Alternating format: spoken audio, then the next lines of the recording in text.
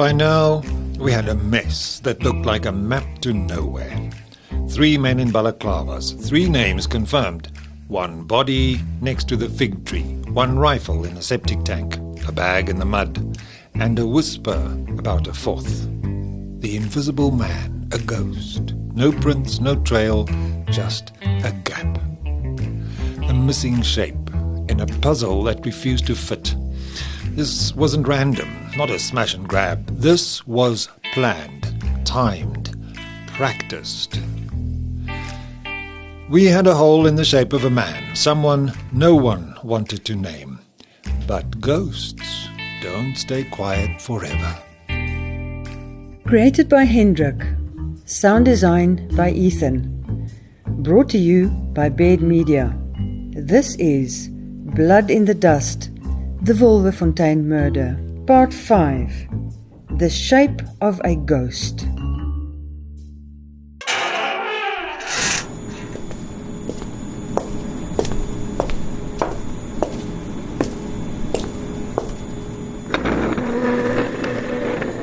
He was right where I left him. Sipho-Phiri. Same eyes, same silence, but silence has flavors. This one tasted like something that wanted to be said. I laid it all out. The empty safe, the cold-blooded shot by the fig tree, the change of clothing at the riverbank, and then, strategically, the second safe under the floorboards in the bedroom. Empty. That caught him by surprise. He stared at the table like he was reading his own obituary. And then he said it, soft, barely audible. Namoro tricked us. The name dropped like a pebble into water. The ripples moved outward, slow but unstoppable, as he began to see the shape of the betrayal. Namoro worked it all out. When to come, what to take, what to wear. Namoro brought the drill, said not to hurt but only to scare them. And then there was no money. The safe was empty. Blind anger, lost his temper, tried to force it out of them. The situation spiraling out of control. No going back. Inevitably, a shot. My brain, brittle from whiskey and regret, finally lurched into gear. The drill was a decoy, a distraction. Namoro already knew the truth. The safe was empty. The real cash hidden under the floor.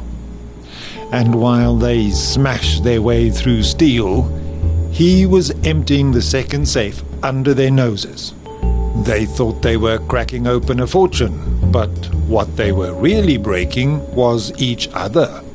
And when the safe came up empty, rage did what rage always does. Werner Retief never stood a chance. I left him there, didn't thank him, didn't threaten him, because he'd already given me what I'd needed. Not a confession, not even a truth, just a name. The shape of the 4th man was starting to solidify. In the hospital room, I walked into an unexpected tender scene. Maria, back from her holiday, sitting beside Magda's bed, holding her hand, thumb brushing her knuckles like she was trying to calm a child. It touched me, more than I expected, but in an awkward kind of way. I've never been comfortable with open emotion. Maria crying made me look away, swallow hard. So far, I'd been looking at the case like a puzzle, but now I saw Magda, the woman at the center of it, and what it had cost her. Maria looked like someone who'd come back to a world she didn't recognize. Said she came as soon as she heard. But this moment wasn't about suspects, wasn't about leads, it was about what had been lost. And about two women grieving, finding comfort in each other. I felt guilty for my earlier suspicion. And for a second, just a second, I felt something shift. Not in the case, but in me. Because in all the noise, all the broken things, all the hurt and loss, here was someone holding together the little that she had left. I didn't know it then, but that moment mattered more than I could then imagine, and not in the way I thought it would.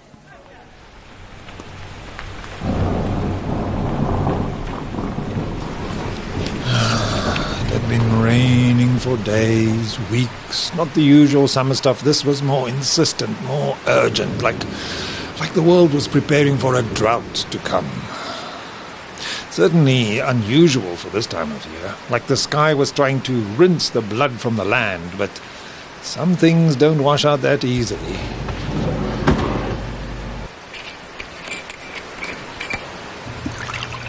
I kept a bottle in my desk. I didn't used to, but after the septic tank, after the shred of towel on the fence, after Magda's bandaged hand in Maria's, I needed something between me and the quiet.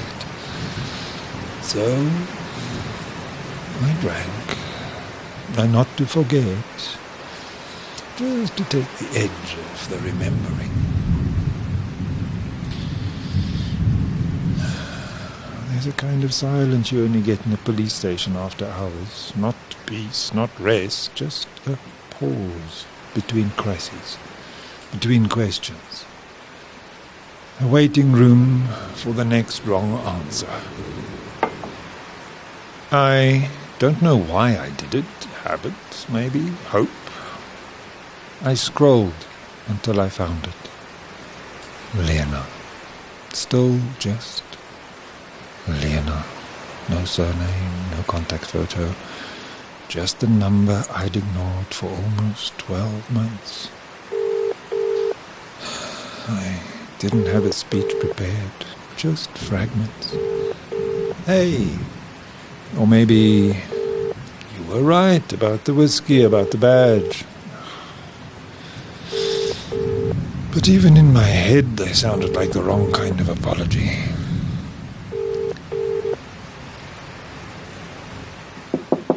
And then, saved by the knock, or maybe interrupted by fate. Same thing, really. Masuku came in. He fluttered a single page onto my desk, where it settled like a butterfly on a chaotic flower. "What's this?" I asked. Not just a name, a record. Filed a few years ago. Listed Wolverfontein as the address. Handwritten. The handwriting was blocky, formal, like someone trying too hard to be neat. I didn't ask how he found it. That was not important now, because at the back of my mind a memory stirred. Something vague, but there nonetheless. I'd seen that handwriting before. I rushed home. I knew it had to be here somewhere, but where and on what? 2 hours later and still nothing. Oh, I felt like screaming and crying at the same time. Where was it? And then I found it. Filed between livestock forms, buried in the kraal, just like they wanted. Blocky letters, clean loops, too tidy, too practiced. I laid the form beside it, letter for letter, stroke for stroke, same slant, same R, same way the S tucked in like it was apologizing for being seen. I thought I was mapping a crime scene. Turns out I'd been mapping my own denial. And then I made the connection. My mouth went dry. It had been clear clear as daylight all along, only I couldn't see it because of the storm inside of me. Finally! Gotcha!